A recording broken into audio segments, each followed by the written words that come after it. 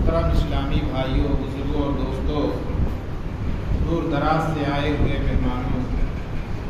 تمام طرح کی حمد و ثنا صلی اللہ رب العالمین کے لیے لائق و سزاوار ہے،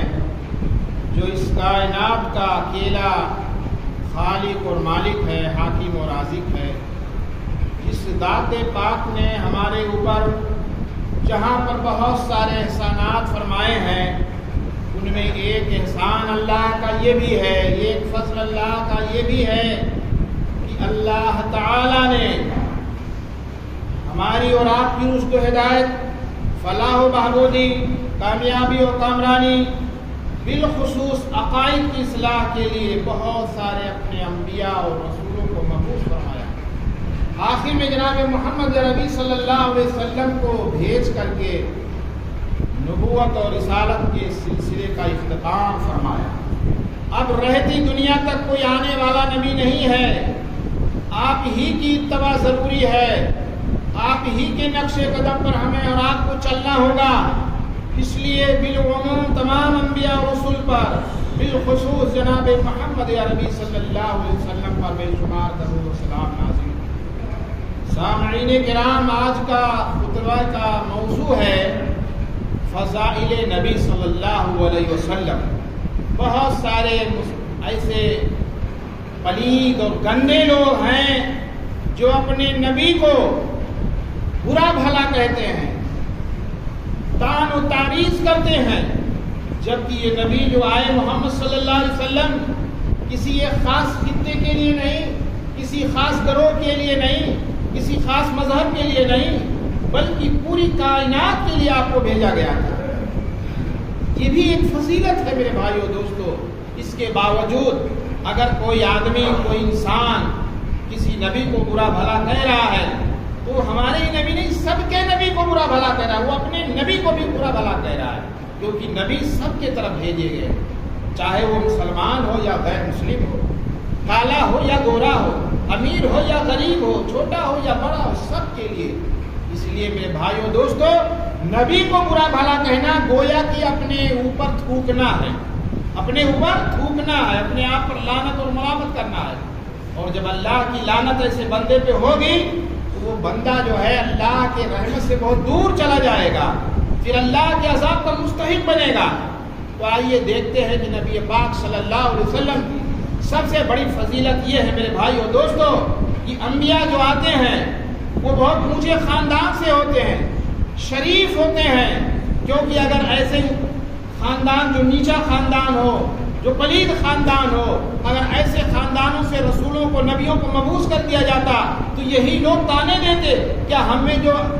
اہل منصب ہیں، اہل عہدہ ہیں، ان میں کوئی نبی نہیں ہو سکتا ہے؟ نبی کا خاندان ہی کیا ہے؟ اسی لیے اللہ کے رسول صلی اللہ علیہ وسلم حضرت واصلہ بن اسقر رضی اللہ تعالیٰ عنہ روایت کرتے ہیں کہ نبی کریم صلی اللہ علیہ وسلم نے یہ حدیث مبارک ارشاد فرمائی کہ ان اللہ اصطفیٰ کنانہ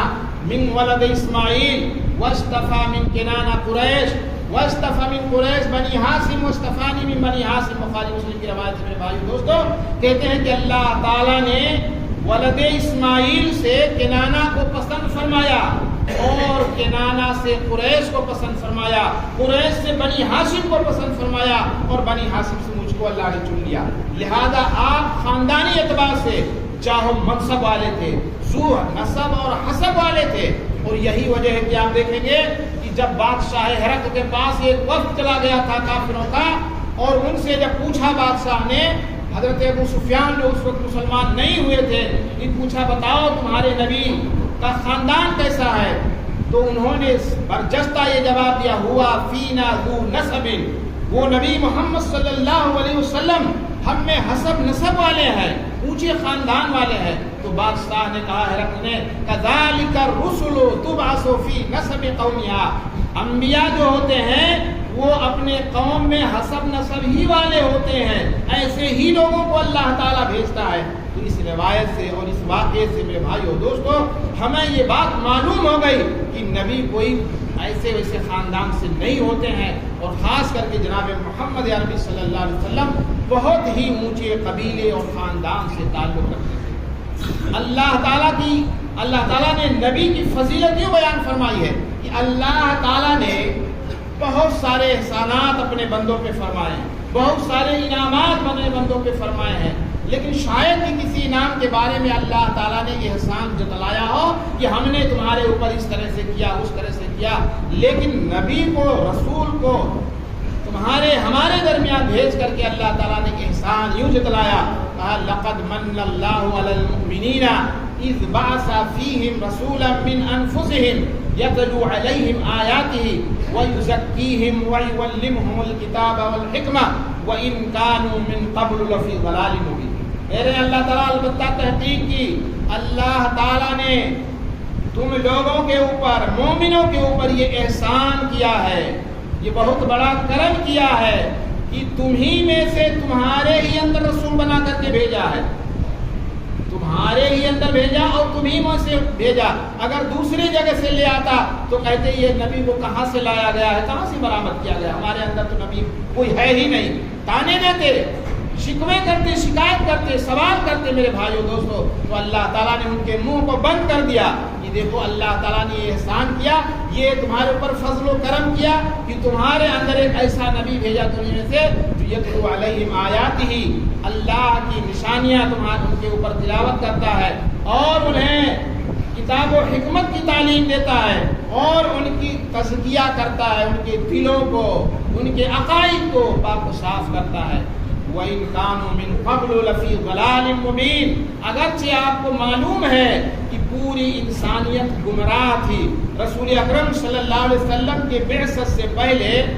اگر عرب کے حالات کا، زمانے جاہلیت کے حالات کا مطالعہ کریں گے تو شاید کہ میرے بھائیو دوستو کوئی ایسی بیماری جو موجودہ دور میں یا ایسی برائی جو پائی جاتی ہے اس زمانے میں نہ پائی جاتی ہو۔ بڑے بڑے جرائم، بڑے بڑے گناہ علل اعلان کیے جاتے تھے، لوگوں میں رائج تھے میرے بھائیو دوستو۔ ایسے پرفتن اور پرآشوب دور میں جب کہ ضلالت و گمراہی کا دورہ تھا، اس دور میں اللہ تعالیٰ نے اپنے بندوں پہ رحم کیا، ورنہ قتل و غارت گری کا بازار کتنا گرم کیے ہوئے تھے کہ سالہ سال پشت در پشت بدلہ لینے کے لیے تیار ہوا کرتے تھے میرے بھائیو دوستو۔ تو کم یہ احسان نہیں ہے کہ اللہ تعالیٰ نے یہ احسان فرمایا مومنوں پر کہ انہی میں سے ایسا بھیجا۔ میرے بھائیو دوستو اسی طریقے سے اللہ کے رسول صلی اللہ علیہ وسلم کے بارے میں کہا گیا کہ وَمَا أَرْسَلْنَاكَ إِلَّا رَحْمَةً لِّلْعَالَمِينَ، کہ اے نبی ہم نے آپ کو پوری کائنات کے لیے رحمت بنا کر کے بھیجا ہے۔ آپ پوری کائنات کے لیے رحمت ہے، آپ کسی فرد بشر کے ایک ہی کے لیے نہیں ہے بلکہ پوری کائنات کے لیے آپ کو بھیجا گیا ہے۔ اسی طریقے سے اللہ کے رسول صلی اللہ علیہ وسلم، حضرت ابو ہریرہ راوی حدیث بیان کرتے ہیں کہ اللہ کے رسول صلی اللہ علیہ وسلم نے ایک موقع میں فرمایا کہ یا ایھا الناس انما انا رحمت مہدات، اے لوگوں میں رحمت بنا کر کے تمہاری طرف بھیجا گیا ہوں۔ قرآن میں تو اللہ تعالیٰ نے فرمایا ہے کہ رحمت بنا کے بھیجے گا، آپ خود لوگوں سے کہہ رہے اے لوگوں میں تمہارے لیے رحمت بنا کر کے بھیجا گیا ہوں، اور ہدیے کے طور پر مہدات، بطور گفٹ، کوئی محنت تم نے نہیں کی ہمارے لیے، ہم کو اللہ تعالیٰ نے تمہارے لیے سمجھو ویسے ہی عطا کر دیا، بلا محنت کے، بلا قد و کاوش کے تمہیں ایک نبی مل گیا، ایک رسول مل گیا، ایک رحمت والی شخصیت مل گئی۔ تو یہ ہے فضیلت میرے بھائیو دوستو رسول اکرم صلی اللہ علیہ وسلم کی۔ اسی طریقے سے تیسری فضیلت دیکھیں گے تو اللہ تعالیٰ نے نبی پاک صلی اللہ علیہ وسلم کو سراجا منیر فرمایا، کہا یا ایھا النبی انا ارسلناک شاہدا ومبشرا ونذیرا وداعیا الی اللہ باذنہ وسراجا منیرا، کہا اے نبی ہم نے آپ کو بنی نوع انسان کے لیے گواہی دینے والا بنا کر کے بھیجا ہے کہ قیامت کے دن آپ گواہی دیں گے۔ اسی طریقے سے اے نبی ہم نے آپ کو خوشخبری دینے والا بنا کر کے بھیجا ہے کہ آپ جا کر کے مومنوں کو جنت کی خوشخبری سنائیے، اور اسی طریقے سے جہنم سے ڈرانے والا بنا کر کے بھیجا ہے کہ لوگوں کو بتائیے کہ اگر اللہ اور اس کے رسول کی اتباع نہیں کرو گے، ان کی اطاعت اور فرمانبرداری نہیں کرو گے، اپنے خواہشات نفس کی پیروی کرو گے، تو سمجھ لو کہ جہنم تمہارے لیے آگ، جہنم کی آگ دھوکائی گئی ہے اور خوب تڑپائی گئی ہے، لہذا تم کو اسی میں ڈال دیا جائے گا۔ تو آپ ڈرانے والے بنا کر کے بھیجیں گے، وہ داعی اللہ باذنہ، اللہ کے اجازت سے آپ اللہ کی طرف بلانے والے بنا کر کے بھیجے گئے ہیں، وہ سراجا منیرا، اور روشن چراغ ہے۔ میرے بھائیو دوستو، جس طریقے سے انسان کو چراغوں سے، ان بلبوں سے روشنی ملتی ہے، اسی طریقے سے رسول اکرم صلی اللہ علیہ وسلم کے اعمال سے، آپ کے اقوال سے، آپ کے اخلاق سے، آپ کے اطوار سے پوری کائنات کو روشنی مل رہی ہے۔ میرے بھائیو دوستو، اب یہ ہماری اور آپ کی ذمہ داری ہے کہ ہم اس روشنی سے کتنا فائدہ اٹھاتے ہیں، یا ہم اندھیرے ہی کی طرف جانا چاہتے ہیں، تاریکی ہی کی طرف جانا چاہتے ہیں۔ اسی طریقے سے چوتھی فضیلت یہ ہے میرے بھائیو دوستو، اللہ تعالیٰ نے فرمایا لَقَدْ جَاءَكُمْ رَسُولٌ مِّنْ أَنفُسِكُمْ عَزِيزٌ عَلَيْهِ مَا عَنِتُّمْ حَرِيصٌ عَلَيْكُمْ بِالْمُؤْمِنِينَ رَءُوفٌ رَحِيمٌ۔ اللہ تعالیٰ نے چوتھی فضیلت جو اس آیت کے اندر بیان فرمائی، اس میں بھی کئی اجزاء ہیں۔ اللہ کے رسول صلی اللہ علیہ وسلم کی بہت سارے صفات اس کے اندر بیان کیے گئے ہیں۔ تو پہلی صفت یہ بیان کی گئی ہے کہ اے لوگوں سمجھ لو کہ تمہارے اندر اللہ تعالیٰ نے تمہیں میں سے رسول بنا کر کے بھیجا ہے، یعنی ایک انسان ہے، فرشتے نہیں ہیں، جن نہیں ہیں، اور کوئی دوسری مخلوق نہیں، بلکہ من حیث الانسان آپ کو بھیجا گیا۔ اسی لیے اللہ کے رسول صلی اللہ علیہ وسلم کے بارے میں فرمایا گیا دوسری جگہ، قل انما انا بشر مثلکم یوحی الی انما الہکم الہ واحد۔ اے نبی آپ کہہ دیجئے، لوگوں میں اعلان کر دیجئے، میں تو تمہارے ہی جیسا انسان ہوں، جیسے تم انسان ہو میں بھی انسان ہوں، بس فرق یہ ہے کہ میرے طرف وحی آتی ہے، تمہارے پاس وحی نہیں آتی ہے۔ میرے پاس وہی اس بات کی آتی ہے کہ تمہارا معبود ایک معبود ہے۔ اس لیے کہ جب آپ بھیجے گئے تھے تو عرب کے اندر کتنے بت پائے جاتے؟ 360۔ بتائیے، ایک نہیں، دو نہیں، 100 نہیں، 360 بتوں کی پوجا ہوا کرتی تھی۔ تو اللہ تعالیٰ نے محمد عربی صلی اللہ علیہ وسلم کو نبوت اور رسالت کے عہدے سے سرفراز کر کے بھیجا کہ جاؤ شرک اور ظلمت کی چیزوں کو ختم کرو، تاریکیوں کو ختم کرو، روشنی پہنچاؤ، قوم کے لوگوں کو بیدار کرو۔ آپ نے آ کر کے بیداری کا ثبوت دیا۔ اسی طرح سے اللہ تعالیٰ نے ایک جگہ نبی کے بارے میں فرمایا کہ قل سبحان ربی هل كنت الا بشرا رسولا۔ کہہ دیجیے میرا رب پاک ہے، میں اس کی تسبیح بیان کرتا ہوں، پاکی بیان کرتا ہوں، میں تو ایک بشر ہوں، رسول ہوں، انسان ہوں اور ایک رسول ہوں۔ جبکہ ہمارے ہی مسلمانوں میں ایک طبقہ نبی کو بشر ماننے کے لیے تیار ہی نہیں ہے،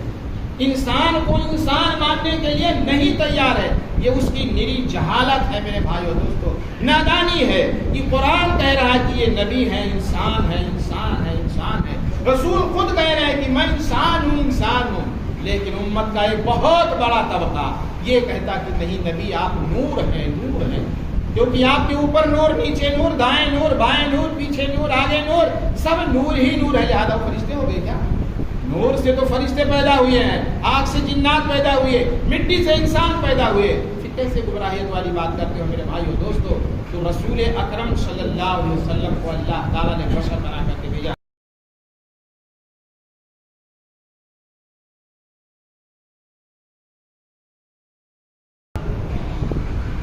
بھائیو دوستو،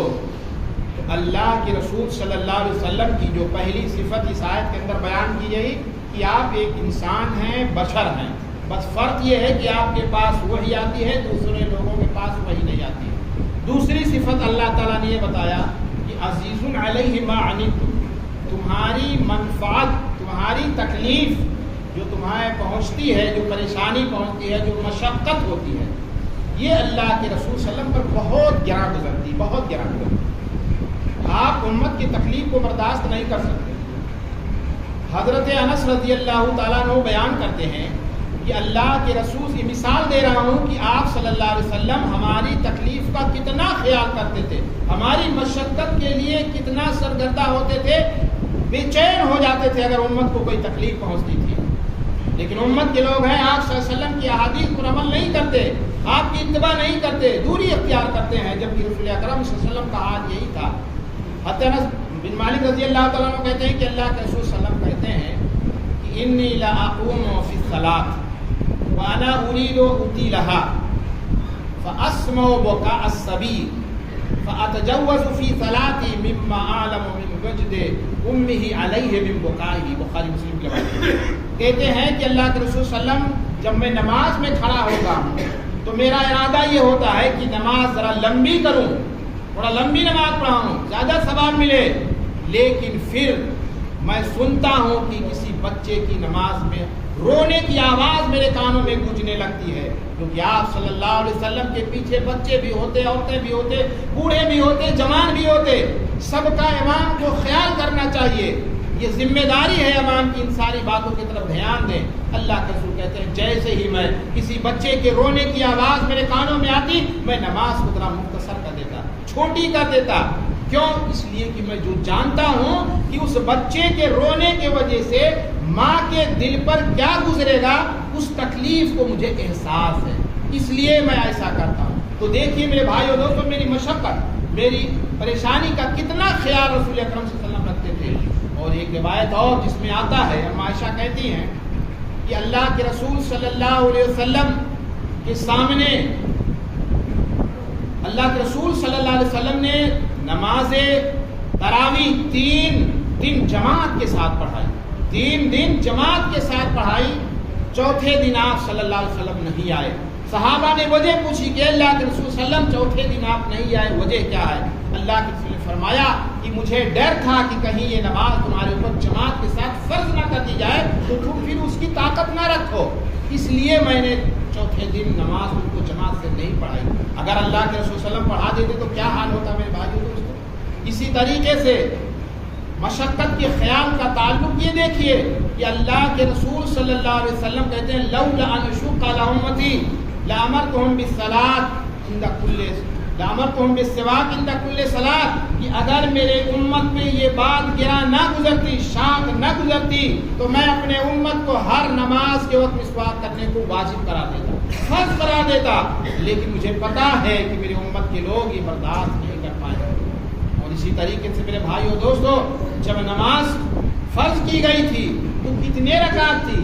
50 رکعت تھی۔ رسول اکرم صلی اللہ علیہ وسلم اللہ کے پاس جا رہے ہیں، بار بار جا رہے ہیں، موسیٰ علیہ السلام انہیں نصیحت کر رہے ہیں کہ اے محمد صلی اللہ علیہ وسلم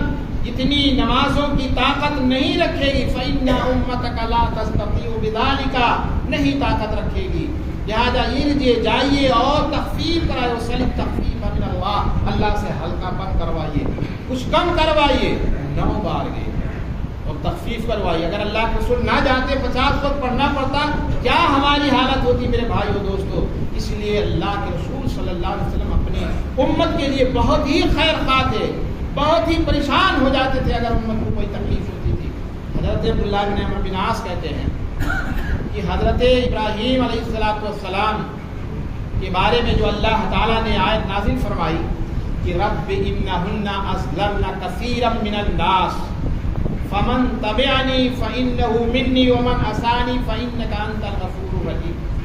حضرت ابراہیم علیہ السلام کے تعلق سے یہ آیت کریمہ تلاوت فرمائی۔ حضرت عبداللہ بن عمرو کہتے ہیں جس کا مطلب یہ ہے کہ ابراہیم کہیں گے اے اللہ، قیامت کے دن کہیں گے اے اللہ، ان لوگوں نے میرے بہت سارے بندوں کو ان دیوی دیوتاؤں نے گمراہ کر دیا، یا انسانوں نے انسانوں کو گمراہ کر دیا، جس نے میری اتباع کی وہ مجھ سے ہے، اور جس نے میری نافرمانی کی، میری بات نہیں مانی، تو اے اللہ تو غفور الرحیم ہے، بخش دینا۔ کتنی خیر خواہی تھی ابراہیم علیہ السلام کو اپنی امت کے لیے۔ اور حضرت عیسیٰ علیہ السلام کے تعلق سے کہتے ہیں کہ حضرت عیسیٰ علیہ السلام قیامت کے دن کہیں گے ان تعذبهم فإنهم عبادك وإن تغفر لهم فإنك أنت العزيز الحكيم۔ کہا اے اللہ اگر اپنے بندوں کو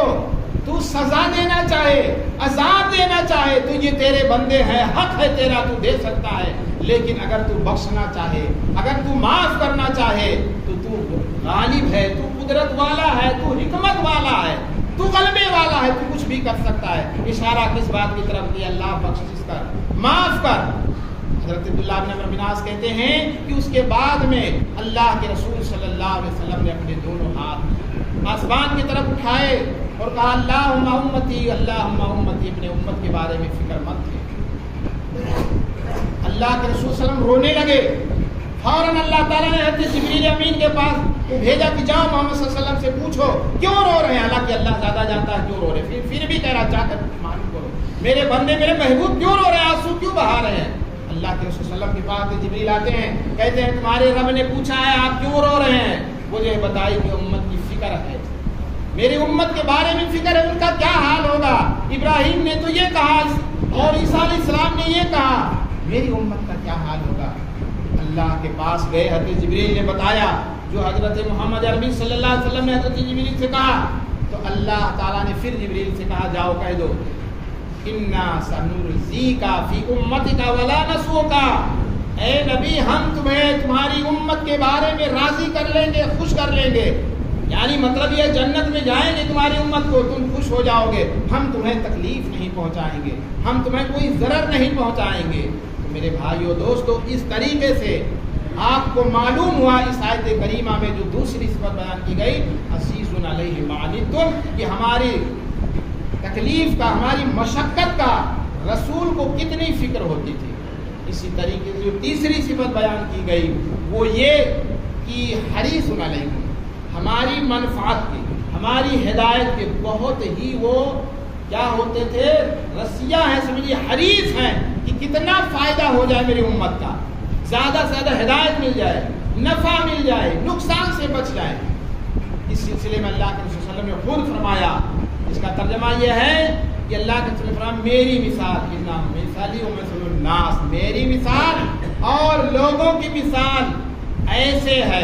جیسے کہ ایک آدمی ہے وہ آگ روشن کرتا ہے، شمع جلاتا ہے،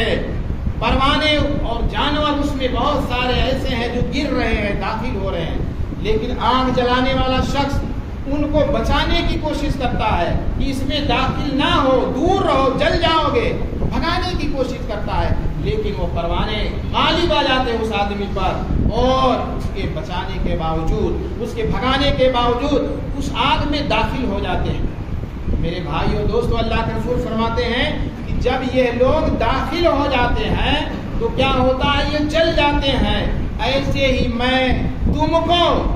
جہنم کی آگ میں داخل ہونے سے تمہاری کمر پکڑ کر کے تمہیں کھینچتا ہوں تاکہ تم جہنم کی آگ سے بچ جاؤ، لیکن تم ہو کہ تم چھڑا کر کے مجھ سے اپنے کمر کو اور تم جہنم میں داخل ہونے کی کوشش کرتے ہو۔ تو کتنی فکر ہوتی تھی میرے بھائیو دوستو اپنی امت کی ہدایت کا اور ان کے نفع کا اور ان کے فائدے کا۔ تو رسول اکرم صلی اللہ علیہ وسلم کی جو چوتھی صفت بیان کی گئی، مشفق اور مہربان، رؤوف، کیا فرمایا گیا، بالمؤمنین رؤوف الرحیم، کہ بہت ہی مشفق اور بہت ہی مہربان ہیں۔ اس کی بھی چند مثالیں سن لیجیے میرے بھائیو دوستو۔ حدیث میں آتا ہے کہ کچھ لوگ اللہ کے رسول صلی اللہ علیہ وسلم کے پاس آئے اور پوچھا، کہا کہ اے اللہ کے رسول، کیا آپ لوگوں کو اپنے بچوں کو بوسہ دیتے ہیں؟ تو اللہ کے رسول صلی اللہ علیہ وسلم نے کہا کہ ہاں، ہم اپنے بچوں کو بوسہ دیتے ہیں، اپنے بچوں سے بہت لاڈ و پیار کرتے ہیں، کیونکہ یہ چھوٹے بچے ہیں، پیار کرنے کی چیز ہیں۔ تو وہ لوگوں نے کہا کہ اے اللہ کے رسول، ہم لوگ تو اپنے بچوں کو بوسہ نہیں دیتے، یعنی اتنے دور ہی رکھتے ہیں، کوئی لاڈ نہیں، کوئی پیار نہیں، کوئی محبت نہیں ہے۔ تو اللہ کے رسول صلی اللہ علیہ وسلم نے فرمایا، او عاملکم ان کان اللہ نزع من قلوبکم الرحمہ، تو میں کیا کر سکتا ہوں اس بات پر کہ اگر اللہ تعالیٰ نے تمہارے دلوں سے رحمت کو چھین لیا ہے، تمہارے اندر وہ شفقت نہیں ہے، وہ پیار نہیں ہے، وہ مہربانی نہیں ہے، تو ہم کر کیا سکتے ہیں؟ تو میرے بھائیو دوستو، نبی جو ہوا کرتے تھے، نبی کا جو شیوا تھا، نبی کے اندر جو اوصاف تھے، وہ بہت ہی نرمی والے تھے۔ یہی وجہ ہے میرے بھائیو دوستو، آپ صلی اللہ علیہ وسلم کہتے ہیں کہ احب الادیان الی اللہ تعالی الحنفیۃ السمحہ، نبی کریم صلی اللہ علیہ وسلم کو اللہ تعالیٰ کو جو سب سے محبوب دین تھا وہ دین حنیفی تھا، اس لیے کہ دین آسان تھا، تو جس چیز کے اندر آسانیاں ہوتی تھیں، اللہ کے رسول صلی اللہ علیہ وسلم یہی چاہتے تھے کہ میرے امت کے لوگ اس کو حاصل کر لیں، اس کو حاصل کر لیں، اس پر عمل کر کے اپنے عاقبت کو سدھار لیں، اپنی اصلاح کر لیں۔ اور جب یہ چیز نہیں ہوگی میرے بھائیو دوستو تو ہم اور آپ کچھ نہیں کر سکتے ہیں۔ جب معاذ بن جبل کو اور ابو موسیٰ اشعری کو یمن کی طرف داعی بنا کر کے بھیجا تو ان کو یہ نصیحت فرمائی کہ دیکھو تم جا رہے ہو، یسرا ولا تعسرا، تم دونوں آسانیاں اپنے لوگوں کے اندر پیدا کرنا، مشکلات نہ کھڑا کرنا، دین کے اندر نئے نئے فتنے مت پیدا کرنا۔ اور فرمایا بشرا ولا تنفرا، تم خوشخبری سنانا آپس میں ایک دوسرے کو، نفرت نہ دلانا۔ وتتاوا ولا تختلفا، تم دونوں آپس میں مل کر کے دعوت اللہ کے فریضے کو انجام دینا اور آپس میں اختلاف نہ کرنا، کیونکہ اختلاف کا نتیجہ بہت ہی برا ہوتا ہے۔ لوگوں نے دیکھا، اسی الیکشن میں لوگوں نے دیکھا کہ جب لوگوں میں اختلاف پیدا ہوا، انتشار پیدا ہوا، تو اللہ نے ایک جگہ فرمایا ہے کہ اگر تم اختلاف کرو گے تو تمہاری ہوا اکھڑ جائے گی، تم ٹک نہیں سکتے ہو زمین پر، باوجود کہ تمہاری کثرت ہو، تمہاری زیادتی ہو۔ اس لیے کہ اختلاف بہت بڑی چیز ہے، چاہے ہمارے درمیان ہو یا غیروں کو درمیان ہو، اگر متفق رہیں گے میرے بھائیو دوستو تو عروج کو پہنچیں گے۔ اختلاف کریں گے، انتشار کے شکار ہوں گے تو ذلت اور رسوائی کی طرف پہنچیں گے۔ اللہ تعالیٰ سے دعا ہے کہ اللہ تعالیٰ ہم تمام مسلمانوں کو نبی پاک کی فضیلت کو سمجھنے کی توفیق عنایت فرمائے، اور آپ صلی اللہ علیہ وسلم کی عزت اور آپ کا احترام کرنے کی توفیق عنایت فرمائے۔ اور آپ کا احترام یہی ہے، آپ کی تعظیم یہی ہے کہ آپ کی لائی ہوئی شریعت پر مکمل طور پر عمل کرنے کی کوشش کی جائے، اتباع کی جائے، آپ کی اطاعت کی جائے، آپ کی فرما برداری کی جائے۔ وَأَقُولُ قَوْلِي هَٰذَا وَأَسْتَغْفِرُ اللَّهَ لِي وَلَكُمْ وَلِسَائِرِ الْمُسْلِمِينَ فَاسْتَغْفِرُوهُ إِنَّهُ هُوَ الْغَفُورُ